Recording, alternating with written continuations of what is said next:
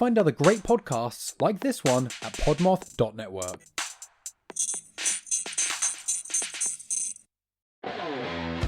Yo, what is up, my friends? Welcome to What the French Toast, your favorite podcast on the internet that leaves you asking yourself the question, what the French toast did I just listen to? I'm Skylar. I'm Megan, and just a heads up, side effects of this podcast may include goosebumps, jaw drops, and uncontrollable what the French toast moments. Look, we get it, okay? You're tired of the same old podcasts. You want weird, but in like a fun way, not my cousin just joined a cult weird. Right, so if true crime keeps you glued to the couch, And if conspiracies make you suspicious of your Alexa, or if ghosts and cryptids sound like really solid Friday night plans, then congrats, you found your podcast. we're just two best friends, and we probably laugh way too hard while also diving into the bizarre, the chilling, and honestly, the straight up unexplainable. But we don't promise answers, just chaos and good vibes. New episodes drop every single Thursday wherever you listen to your podcasts. Come and get weird with us.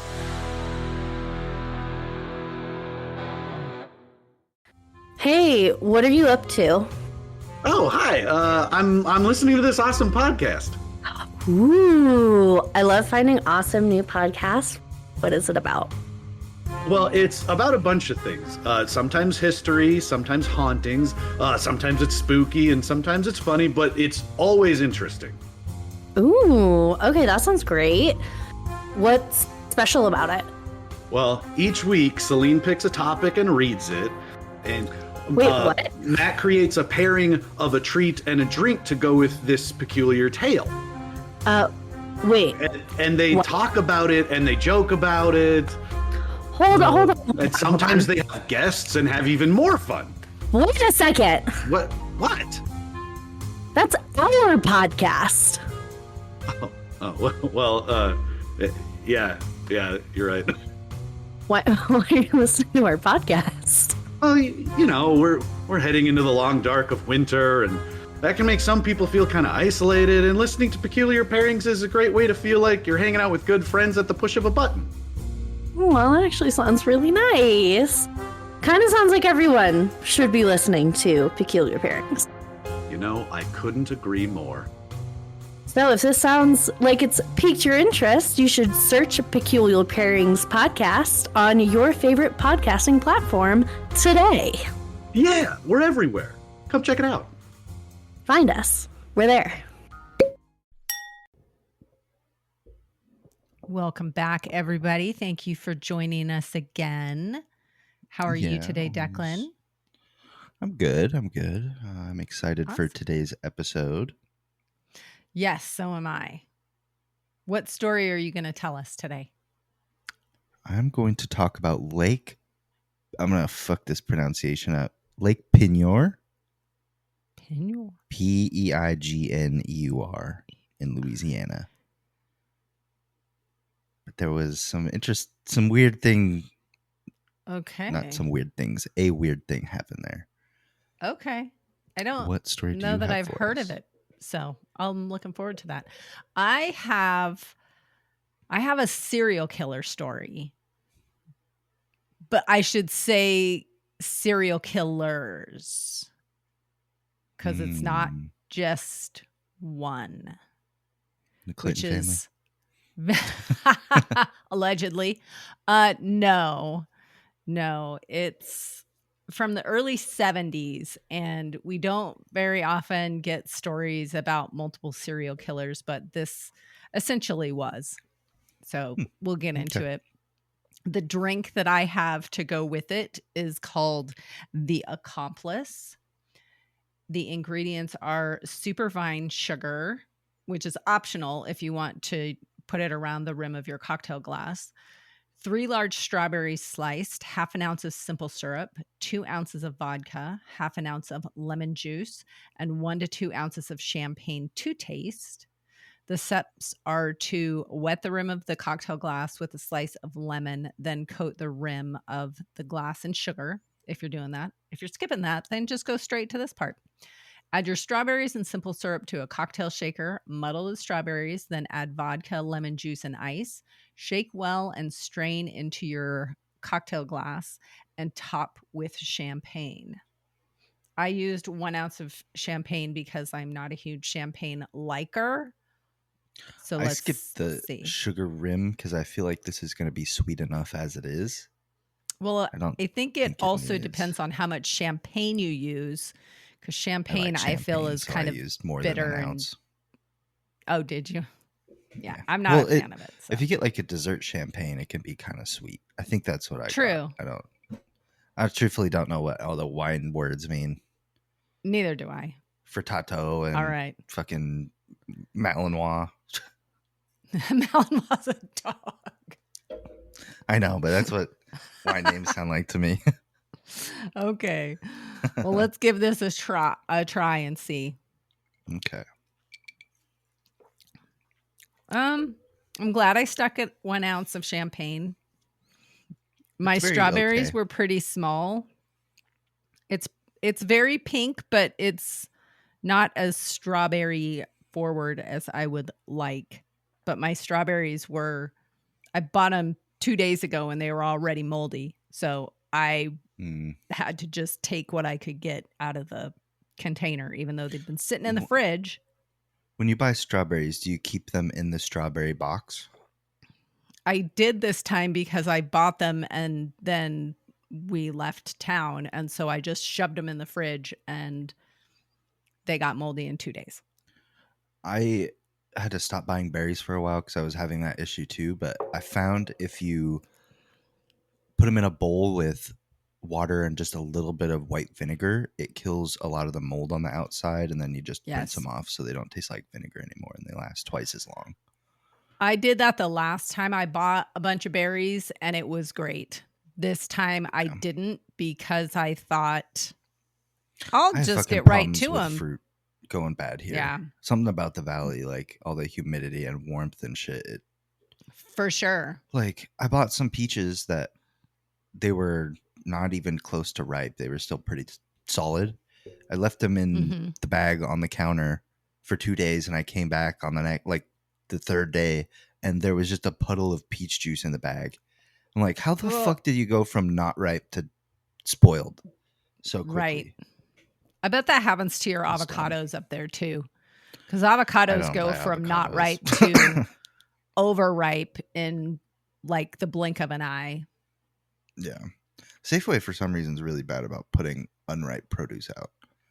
Like the bananas, they'll put green bananas out and they're good for 2 days. And it's like, you gotta wait till they're not green anymore.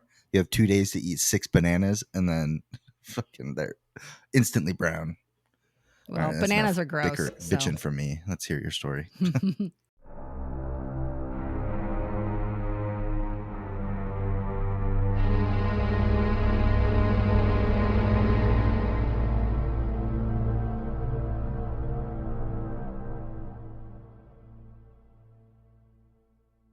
Okay. I mentioned there's a couple of killers in this story. We're going to start with Dean Corll. He was born on December 24th, 1939 in Fort Wayne, Indiana. He was the oldest child to Mary Robinson and Arnold Corll.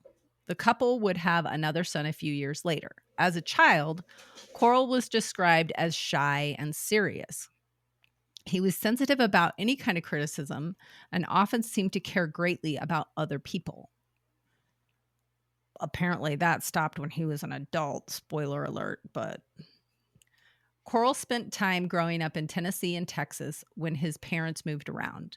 His parents had an on-again, off-again marriage, getting divorced, then remarrying each other again, and then finally getting divorced in 1953. So they were together and divorced and together and then divorced again. And I guess the second one finally took because then they were done. Even though the marriage had ended, the Corll brothers still remained in contact with their father. Corll's mother and her second husband started a candy business that became a family affair. Everyone helped make the candy and distribute it. When that marriage ended, his mother started another candy business and her sons ran the company. When was this again? 1960. This was in the 60s. Okay. Because I'm thinking nowadays you couldn't just start a candy company. Start a candy company? No. Yeah. This was the early 60s. The crimes occurred in the early 70s. So we'll get there. In 1964, Corll was drafted into the military, which went well for him, even though he didn't like being in the military, which is surprising that he did well in it. In 1965, he was given an honorable discharge after he requested a hardship release, claiming that he was needed to work at the family candy shop. Apparently, you could do that back then, which I didn't know, but they were like, you're fine. You can just get out. And they went, okay. Strange to me. The candy business was located across the street from an elementary school, and Corll was known to give free candy to kids, especially to teenage like boys. Being a heroin dealer outside of a methadone clinic. That's crazy. Right.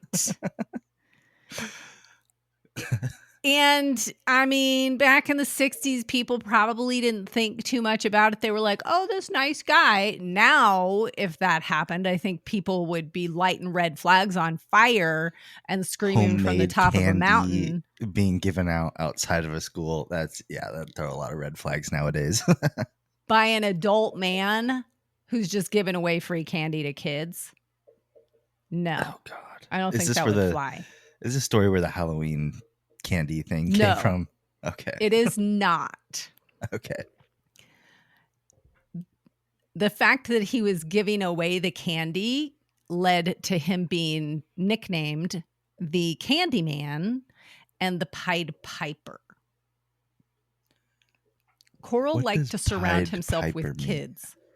The Pied Piper, I think it has something to do with like the story, the old, I don't know if it was a legend or wives' tale or whatever you want to call it. The Pied Piper, like, I think it was supposed to be in Ireland, played a pipe and led the snakes off the island or something. I don't know. The story of the Pied Piper is about the devastating consequences of breaking a promise, with theory suggesting it reflects his real historical events involving the disappearance and death of 130 children in the town in Hamelin, Germany, around 1284. Oh, okay. Popularized by the Brothers Grimm. Okay. That makes his nickname sound a lot darker then. Well, yes. I think he got the nickname before the crimes happened, but he definitely was doing some shady shenanigans. That's weird. We might have to cover this Pied Piper story. Okay. 130 children disappeared from one town on June 24th, 1284. All at one time? Yeah. Is it a real story, or is it? I don't know. That's the thing. Brothers Grimm I associate with like fairy tales. So theory suggests it reflects a real historical event involving the disappearance, while the popular version was popularized by the Brothers Grimm. So maybe they turned this story this event into like a creepy kid story. I don't know. We'll have to do more research on that. Let us know if you're interested. Send us a kids stories or comment. Can be creepy. Back to our lovely Candyman Pied Piper guy. He liked to surround himself with kids, even installing a pool table at the candy factory so that employees and kids could hang out and socialize, which is so normal for adults to hang out and socialize with kids that are in elementary school. Okay, but in the 60s, I think it was a lot different. I think there was people in the neighborhood who were like, oh, let's all go hang out at Maggie's house or something. I guess. I don't know. But I wasn't alive in the 60s, so I don't know, but I feel like they had more of like a community-based your age currently, could you imagine hanging out and playing pool with a 12-year-old? No, I was invited to a Okay. 2-year-old's birthday party this weekend, and I refused to go. I don't blame you. Sorry if she's listening. I'm sure the party was It's nice. okay. I get it. When Corll was 28, he befriended a young neighborhood boy, David Brooks. The boy was one of many youngsters who would hang out at the candy company, and he was a 12-year-old 6th grader. Again, Okay. should not be hanging out at a candy company with adults, but hindsight's 2020. So Was this before child labor laws? Was this a job interview? No. Well, it was, I don't want to be gross, but it was a kind of job interview. Oh, no. Yeah. Brooks was born February 12th, 1955. We're going to do a little talking about him now. He had one older brother and would later have a half-sister. His parents divorced when he was young, and his mother eventually moved to Louisiana. For many years, Brooks would often visit his father, who remained in Houston. When Brooks got in trouble with the law in Louisiana for stealing some stuff, he moved back to Houston to live with his father. Basically, the law enforcement in Louisiana caught him red-handed and said, maybe you should get out of here. And so he went back to Texas and lived with his dad. Rather than filing charges and having more things illegal happen surrounding this kid, they sent him to Texas, and turns out he did some illegal stuff there too. But some illegal stuff also happened to him. His relationship with his dad wasn't very good, and he would often stay at Corll's house, our candy man. The candy company would eventually close in the late 60s. At this time, Corll was also working as an electrician, and he continued on with that job. I think it's weird too. Like this must have been before a lot of health and food safety guidelines, because you can't just run a candy company out of your house. Right. Like just garage beer. Like you can't sell garage beer. You could give it to people, but you get in trouble if you sell it.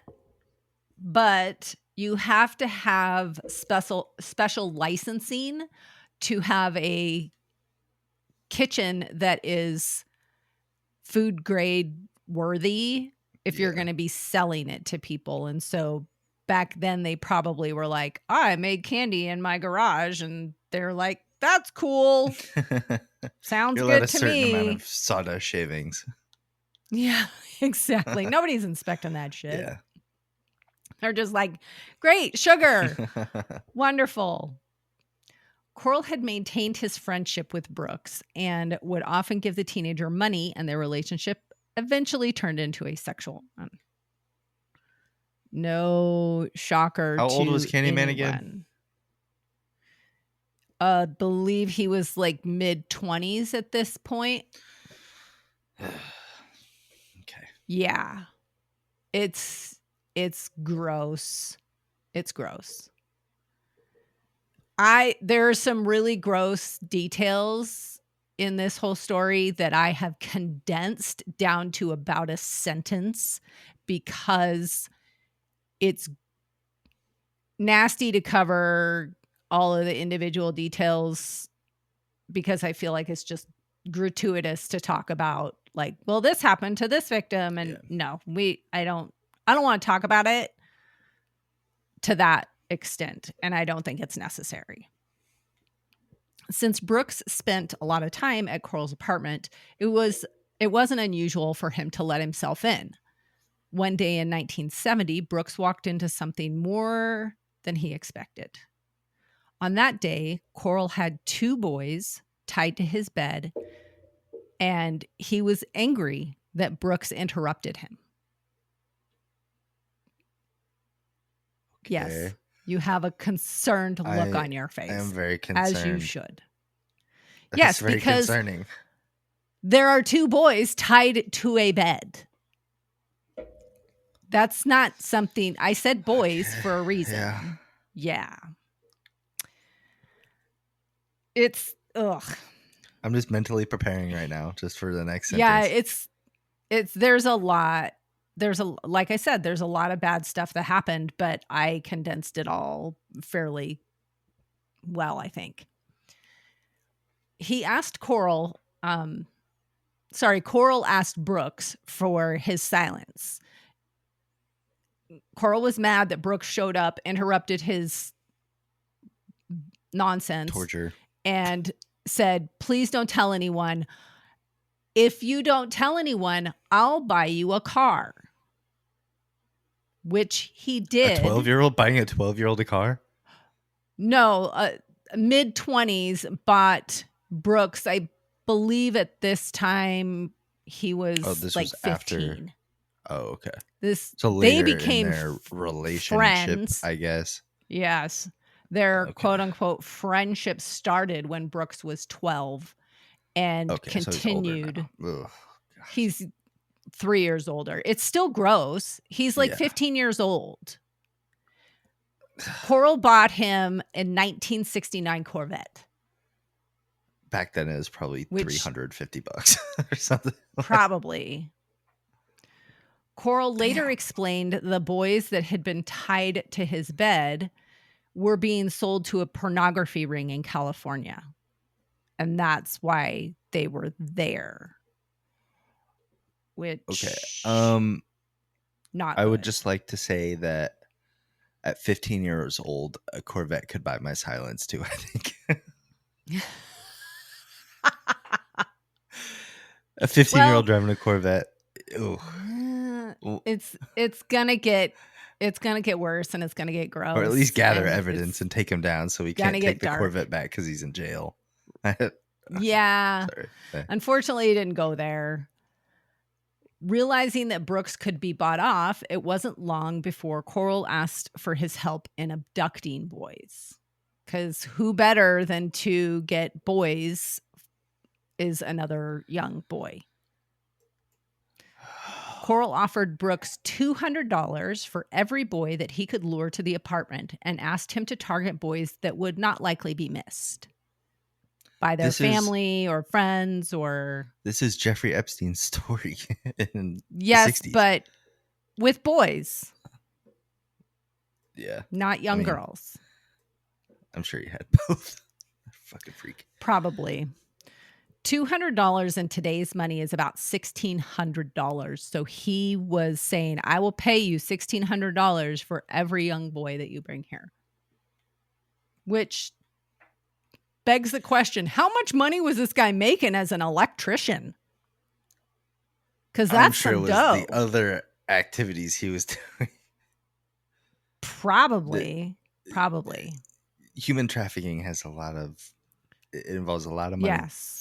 So there is some question. Is just the fucking bottom line.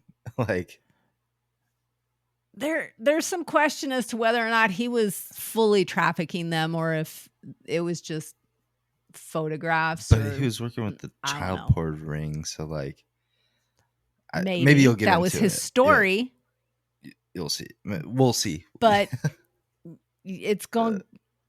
Just keep going. Yep. This arrangement worked well for both Corll and Brooks because Corll wanted victims and Brooks wanted money. As any teenager, girl, boy, doesn't matter. People in general want money. Brooks lured several boys to the apartment over the next 10 months. The boys were all restrained, sexually assaulted, and then killed. Fuck. They were not trafficked. They were murdered. Although Brooks claimed to not have participated in the assaults and murder, he did admit to helping Corll with burying the bodies. In October 1971, Brooks befriended another teenager named Elmer Henley. Henley was born May 9th, 1956 in Houston. He was the oldest of 4 sons, and as a child, he was a good student. Based on his family's religious ties, he once considered being a preacher. The relationship between his parents wasn't great, and his father was physically abusive to both his wife and his children. As an adolescent, Henley pointed a gun at his father to stop him from assaulting the mother, which is probably going to mess you up pretty good, I would think. Yeah. His parents got divorced in 1970 when Henley was 14 years old. Things started going downhill for Henley at that time. He was working multiple jobs and selling drugs to help his mom pay with bills, and his school started suffering. Prior to this, he was a good kid, good at school. After this, kind of went off the rails. I don't mean to derail this again, but when did Brooks catch him with those boys? Do you know what year that was? I believe it was 1970. Okay, because John Wayne Gacy, he was implicated in another child porn ring that was doing similar things, and so I wonder if these two were connected with the same. Possibly. Some of the research that I found definitely indicated that the pornography ring could have been very real, but maybe he was taking these pictures before he was killing these poor kids, because there was some discussion about a big amount of child porn that was tied back to him. But at that point, all the cards had fallen out of that house that we're going to get to. So I think at that point, law enforcement was like, well, what's done is done. We can't do anything else at this point. Okay. The two boys, Brooks and Henley, would often skip school together, and eventually Brooks introduced Corll to Henley. Originally, the plan may have been that Henley was going to be another one of Corll's victims, but it soon turned into Henley becoming another accomplice. Corll offered Henley the same amount of $200 to bring boys to his home, claiming that the boys would be sold into white slavery.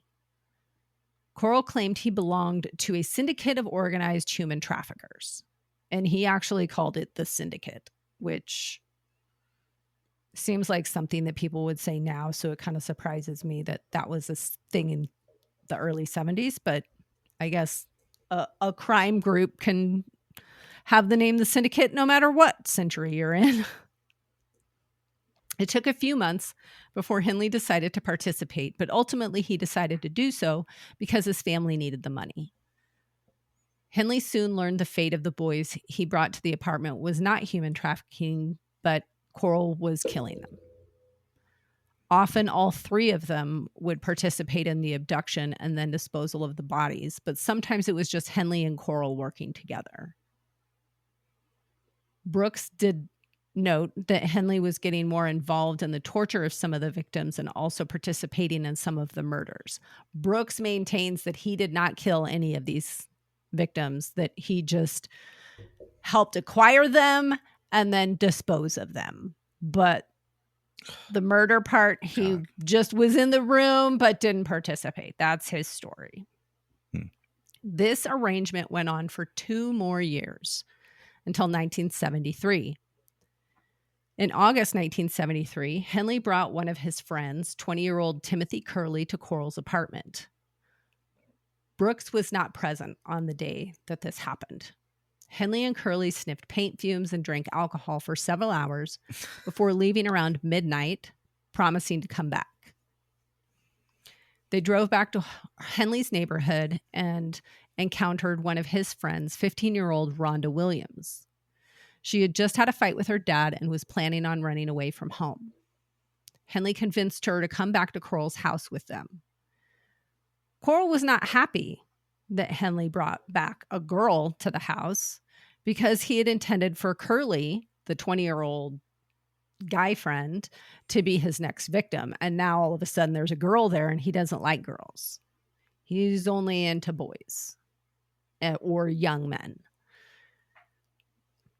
The three teens spent the next few hours drinking and doing drugs until they all passed out. Henley woke up gagged, and Corll was handcuffing him. His friends were on the ground next to him, also gagged and bound.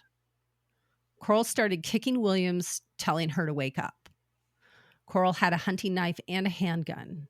He threatened to kill all of them, but Henley said that he would help with the torture and killing of his friends if Corll would let him live. God. I can't. That's awful.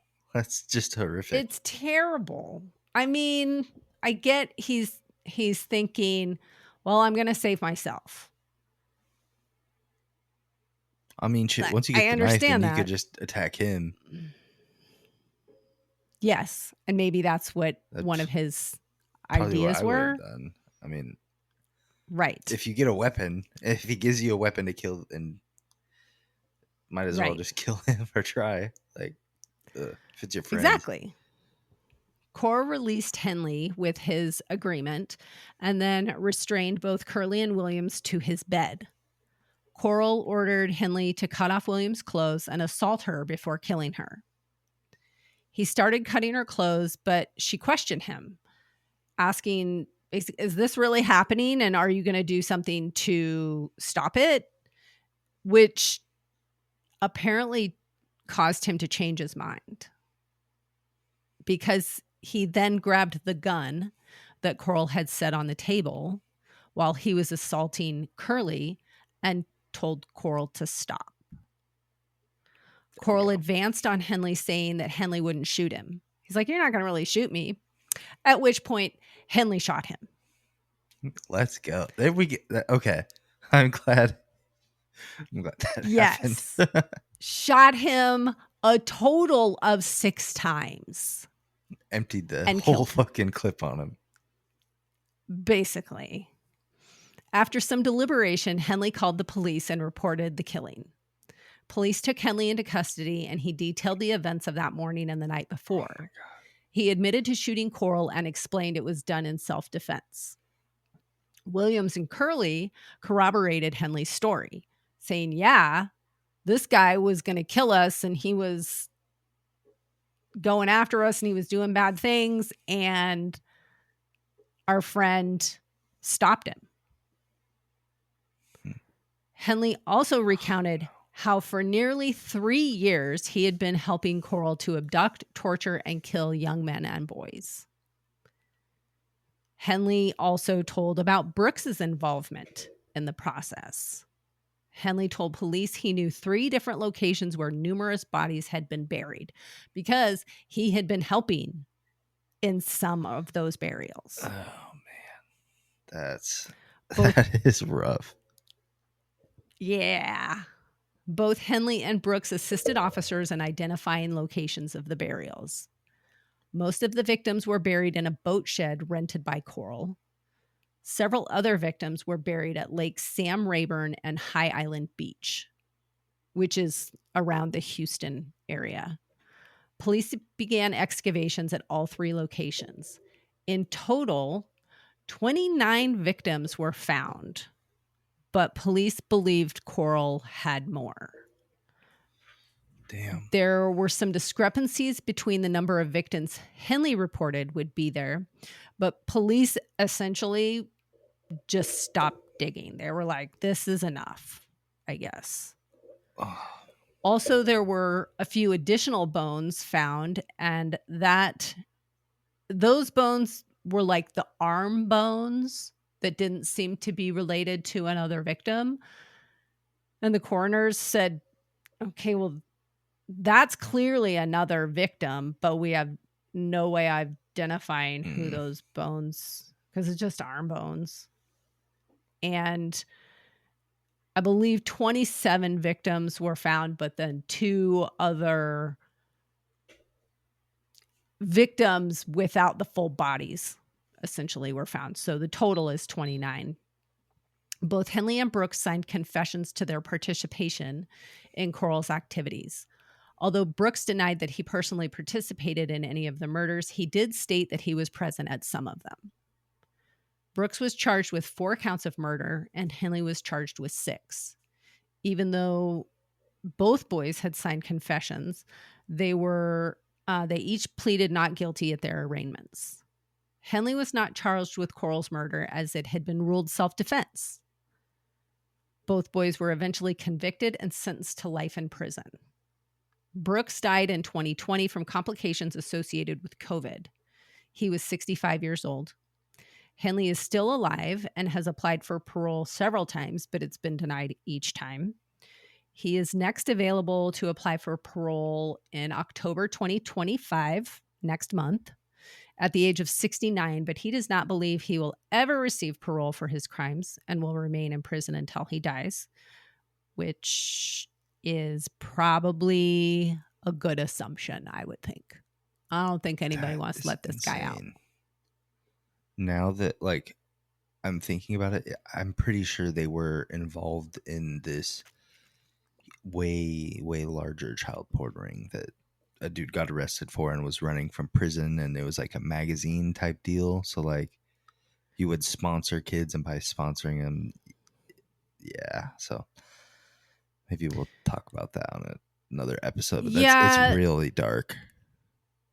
There's a documentary about this that focuses more on Henley's story. I believe it's called The Serial Killer's Apprentice. It's in my sources. The Serial Killer's Apprentice documentary. It's on Hulu. HBO. And they do talk about the porn ring and the link that there is. And then also some of the other written sources talk about how there are pictures of Corll's deceased victims. There are pictures of those kids in the child porn that was located in California. Like thousands and thousands and thousands of pictures. And a couple of those boys are in some of those pictures prior to Corll murdering them. That's got to be a shitty job having to look through those and identify people. Like, oh my God. Yeah. There's like, I hear some horror stories from people who just like, they control the content on like Facebook and stuff, and they have to like go through reports and like. That's I think terrible. There was one I don't of those want that on job. Other People's Lives, that podcast. Oh yeah. Yeah, it was tough. But I think I heard that one, and it. Oh. Yeah. Okay, let's talk about this weird depraved lake. Things. Yuck.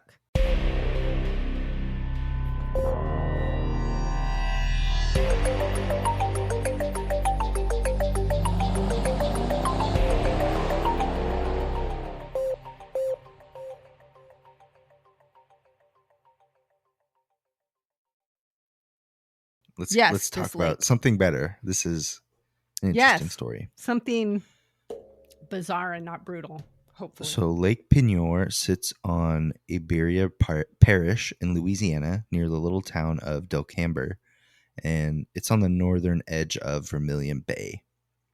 It's a curious body of water, shallow and freshwater before 1980.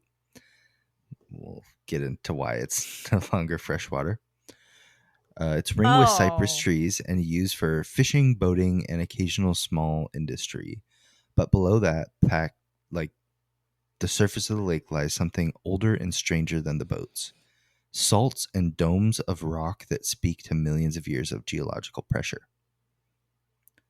Louisiana's Gulf Coast is dotted with salt domes, columns of evaporated salt that have moved upwards through younger sediments, pushing up domes of land and creating traps for oil and gas to accumulate. Jefferson Island is one of such domes, an upthrust of rock salt that for decades held both a working underground salt mine and above people and industry that lived near the lake and stuff. The salt mine operated by Diamond Crystal, which later became part of a larger salt companies, had been operating for many decades and had many levels and extensive tunnels carved out beneath the island and other portions of the lake. The mine operators left pillars of salt to support the ceilings in part of the caverns, as it's common practice in room and pillar salt mining. So, What? There's pillars holding the ceiling up? Pillars of salt. I mean, yeah. That seems unstable. Well, it's fairly stable, but we'll get into why it wasn't, I guess. But Was not. Okay. so there's three things layered on top of one another: the lake, the island, and salt dome below. And decades of human activity, miners below mining salt, oil men above looking for oil, because the way it's built, there was like an oil deposit above the salt mines or in the salt mines. I'm not exactly sure which, but there was oil near the salt. So Gotcha. each activity was kind of compartmentalized to different companies. There was obviously the oil company, and then there was the salt miners who were digging there for years and years. The salt mine was owned and operated by the Diamond Crystal Salt Company. The Jefferson Island mine had been operating since the early 20th century, and over the years had experienced typical mining hazards like roof falls, fires, and maintenance incidents. But it was dangerous working in a mine back then anyways, so you could kind of expect those things to happen. It had become an established operation with dozens of mines and tunnels, multiple working levels, some hundreds to over 1,000 feet below the surface. Historical record shows that the mine had experienced at least one fatal roof fall-in during earlier decades, as well as other mining incidents typical of deep underground operations. So it was just like other types of mines. Like, it's a dangerous working environment. There's going to be injuries. Right. I think this was before OSHA existed, but probably mining safety was something that wasn't really paid attention to for a long time. Yeah. Above the lake in November 1980, an oil exploration operation was taking place. The rig on the lake was a platform contracted by Texaco, and they were to conduct exploratory drilling for hydrocarbons near the salt dome. On that day, the crew was drilling a 14-inch exploratory hole from a barge-mounted rig on the lake bed. They had permission to drill in this area. They had all the permits and stuff they needed. The surface coordinate arrangements and mine maps were supposed to keep the two activities from colliding, but there were subtle and fatal mismatches in the map references. So someone who was in charge of making the maps fucked something up. Eef. So the long established salt mining below and oil exploration above, each company had technical expertise in the field, but when engineering plans and maps didn't line up, the results were catastrophic. It was November 20th, 1980, around mid-morning, the Texaco drilling crew noticed their drill string had become stuck deep below the lake floor. 2.5 hours earlier, their 14-inch drill assembly had apparently seized roughly 1,200 feet, a depth that, as was later determined, put the drill dangerously close to the mine's workings. The crew tried multiple remedies, but the bit would not come free. There were loud pops and groaning sounds below the rig. The platform began to shift around. Crewmen scrambled for safety. Their first sign above water was that the platform was tilting. Then the platform slid and began to go under. The drill had punched through an old abandoned portion of the Jefferson Island mine, and once the rock salt was breached, the path was open for lake water to rush into the mine with terrifying force. So imagine you're in a really big lake, and there's a salt mine about 1,200 feet below that this oil company accidentally pierced through because their maps were wrong. And so all that fresh water is dissolving all the salt in the mine and rushing in, because at 1,200 feet, that's so much weight above the salt mine. Yeah. Right. Yeah. That's so terrifying.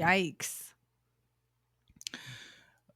The freshwater pouring into the salt mine is effectively like pouring water into Swiss cheese. The water dissolves salt pillars, makes any previous holes larger, and destabilizes the remaining structure that was planned out but when they were mining the salt. Within minutes, the Right. lake began to form a whirlpool that would suck barges, boats, trees, and even part of the island into the center. What? Yeah. So just imagine so much Oh. water is being drained, like a Pirates of the Caribbean whirlpool is just sucking in Oh boats my and shit. holy crap. That is wild. I did not expect Yeah. that. As the lake drained into the mine, the pressure changes were violent. Air inside the mine chambers had to escape somewhere, and it erupted through the mine's shafts and openings as blasts of compressed air. And oh my god, that's just so scary. Just a giant force of wind coming at you. The sheer Ooh, force of moving salty water and wind, too. air made the scene apocalyptic. A 5-story oil Yeah. derrick vanishing into the lake, pulling multiple barges under, trees uprooted and swallowed as the lake emptied into the salt caverns below. And mind you, this is like 5 stories of a salt mine. Yeah. Yeah. Holy geez. So there was a canal connected to the lake, and the force of the water being sucked in reversed the flow of the canal. So Okay. this is how just Right. like how powerful this shit was. I want to see like a movie of this. Wow. Yeah, me too. The direction reversal pulled salty water from the Gulf of Mexico into the canal and subsequently into what remained of the lake bed. This reversal produced a sudden, short-lived waterfall and measured about 150 feet. So this is a big waterfall that just came from the Wow. canal because so much water Yeah. was sucked down. Yeah, it was so powerful that many of the barges popped back up to the surface days later. So after the boat Okay. had been sucked down, Sunked. it just popped back up, started floating Boing. again, and tons of debris from Wow. all the oil rigs and barges were floating over to the edge of the lake and stuff, washing up on people's Yeah. property. Despite the scale of the destruction and the violence of the flood, there were no human deaths attributed to the event. The mine was uninhabited at the fantastic. time. No one was down there. 55 workers That's were good. inside the Jefferson Island mine, but not where it had flooded. And once they heard the sounds and the sudden flow, thanks to quick thinking, the mine's electrician decided a torrent and sounded an alarm. And through the training, everyone evacuated through the mine's single elevator and exited in an orderly fashion, all surviving. Wow. Yeah. On the drilling platform, 7 crew members fled the rig before it disappeared into the whirlpool. A fisherman that off would be the so lake scary. made it safely to shore during the chaos, and everyone was saved. Could you imagine being the fisherman? You're just out Yeah, there I on know. your boat, You're minding your own little, damn like, business. a little You're like, I'm tin gonna boat. catch me Yeah. some trout And you just or see like an bass or entire something. oil rig get sucked into the water. And then it just goes. Oh my god, I would be. That's crazy. that's fucking terrifying. Wow. Yeah. So all that just because the maps didn't line up. It's amazing that no Maps are one died important. though. Yeah. In the weeks and the months after the event, the physical and legal cleanup began. Barges were salvaged and the lake slowly refilled, but the water was no longer the same. Salinity No. rose as Gulf water reversed into the basin and mixed with what was left, and along with the dissolving salt mines that the lake was now filling. But Yeah. all the aquatic life and local ecology that had been freshwater either adapted or were lost. So, because it turns Yeah. from I bet a brackish lot were water, lost. and yeah, Yeah. a lot of freshwater fish can't survive in salt water. So, Not in salty. No. but yeah, that's the story of Lake Peigneur. And I'm sorry, but salt pillars are not stable. they were stable until they were covered in water and dissolved. I mean, well, if you're thinking, it's like any hard rock, like But it's it was up there granular, for like over 100 years. right? Over 100 years. Well, no, because a salt lamp isn't granule; it's like a rock. That's what salt comes from.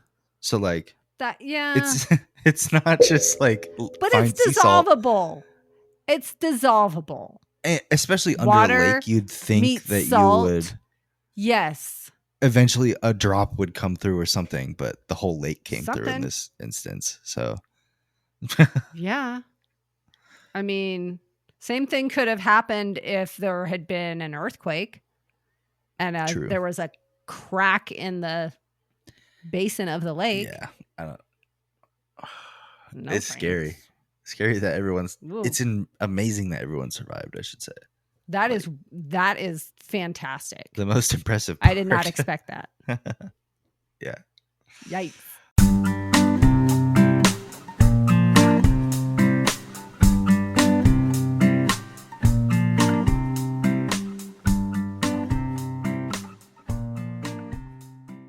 Well, do you have a chaser for us?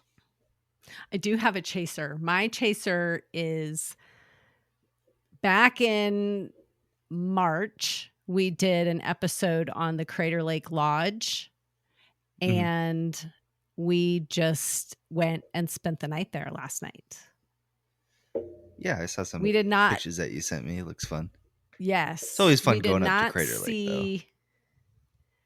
I think the only wildlife we saw were a couple of birds. That was it. We didn't see any chipmunks, which is unusual because there's usually chipmunks running everywhere up there. I didn't see a chipmunk. I didn't see any ground squirrels, nothing. Couple of birds. That was it. We didn't see any ghosts. Try the lake tour where they put you on the little boat and take you out to Wizard Hat or whatever it's called. Wizard Island. That is closed for the next 3 years. Why? They're doing some type of renovation and rehabilitation on the trail that goes down from the rim down to the that trail base is sketchy. of the lake. It's sketchy. They are fixing it. I don't know what they're doing, but it's going to take them 3 years. And so the trail is closed. It was open. It was supposed to be closed this summer, but there was some kind of a delay. So it didn't get closed until like a week and a half ago, which my friends tried to get me to jump in there and I couldn't do it. That shit's way too cold. No, it's like 40 degrees, isn't it? I believe it was 60 something degrees. When I did the episode back in March, I think the average temperature was like 60 degrees of the lake water because it's melted snow. There's no inlets or anything, but according to Google, it says about 55 degrees on the surface and 38 at the bottom. Ooh. Well, it's deep. It is very deep. It's very I still deep. wasn't jumping. I don't do open water. You know that. I'm not doing. Right. We stayed in the lodge, which is supposed to be haunted, and the lady checking us in. One second. The lady at the lodge that checked us in said that the elevator that was working, she said whenever she rides in it, she gets a very creepy feeling, but she's never seen anything or encountered. There's supposed to be a Chinese man that occupies the elevator, and she said the third floor, there have been reports of a little girl. So we walked around the lodge a lot on all 4 floors. The Chinese ghost in the elevator We is did not wrong on see so the many Chinese levels. ghosts in the elevator. Right, it is. The only weird thing that happened to us was we were climbing the stairs and the stairwell was quiet. It was silent. We were the only people in the stairwell. And we got off, walked up to the third floor. And when we opened the door onto the third floor, we could hear a woman talking in the hallway. She was not in the stairwell.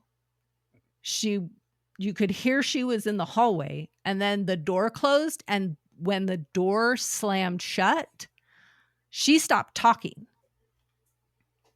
No sound.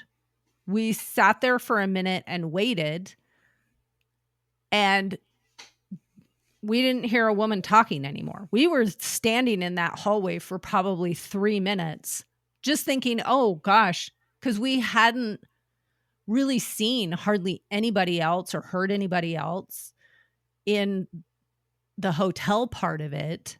So we were like, it's weird that her talking ended at the same time that door slammed. So I went back into the stairwell to see if I could hear if the noise was coming from the stairwell, and the stairwell was quiet. So that was not anything that I had heard other people talk about when I was doing the research for this, but it was kind of weird. You should have got like a spirit box. Oh, I don't want to. Where it like shifts from radio channels. It's like it cycles through radio channels so quick that if you hear something, it's probably a ghost talking.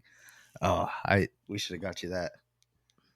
Maybe next time I'm there for a while, we go up there with a spirit box. It was a really cool looking lodge that had some really interesting features, and it was a nice place. I would stay there again. The food was really good. I didn't know that the lodge had its own restaurant. It's got decent food, but I think it's probably just as good as that Eagle River one we go. What's that called? Eagle Point. That one that's like a diner overlooking a river. Oh, you drive kind of out of town a little bit. They've Harriman Springs and Rocky Point. Both we've Rocky been to Point, both. That's what I think it Rocky is. Point, Rocky yeah. Point. Yeah. They've like the similar food was food. decent. Like, it's both pretty good. Like, yeah, for being that far out there. Right. Yeah. What's your chaser today? My chaser is for all the people that like to cook out there. I just started lacto fermenting vegetables. And oh yeah. So if you're not familiar with that, it's basically a salt brine. It's how they used to pickle vegetables before vinegar. Because I'm sure if you like food, you've probably tried to make your own pickled onions or pickles like with vinegar and salt and sugar and stuff. But this Sometimes is it just doesn't turn a out salt well for brine. me. And so I might like that better. It's full of probiotics because it creates an environment that allows the lactic acid bacteria. Yeah. Okay. So what I did, like, I've tried a couple different things. I can't get the pickles down. They always come out mushy for some reason, and I think I'm using the wrong cucumbers. But that could be. I've tried so I made my own hot sauce, and that was amazing. It was just jalapenos, serranos, garlic, and it came out tasting super sour and funky. Like I'd put like lime in it or something and like vinegar. Oh. It came out really good. And then nice. I did carrots. I just cut like a big carrot into quarters, kind of like you would with like a pickle spear. And then put it with garlic, onions, and jalapenos. I let it sit out in a cupboard for 3 or 4 days, I think. Because I think also with the first pickles that I tried, I let them sit for a week. And maybe that was too long. Because once you put them in the fridge, it kind of slows it down a lot. But okay. I took the carrots out about 3 or 4 days after starting the ferment. And they taste exactly like pickles, but they've got like a Nice, super with the good crunch of crunch. Yeah, Ooh, I like it. it tastes so good. I've I just been like eating pickled it carrots. like in the morning for probiotics and stuff, and Smart. yeah, it's really good. I recommend everyone give it a try. It's Nice. kind of like a fun little science experiment, but you have to watch a lot of YouTube videos like I did, or buy some like weights because you can get botulism Yeah. if you do it wrong. But Yeah. I don't want that. yeah, Well, good job for trying something like that.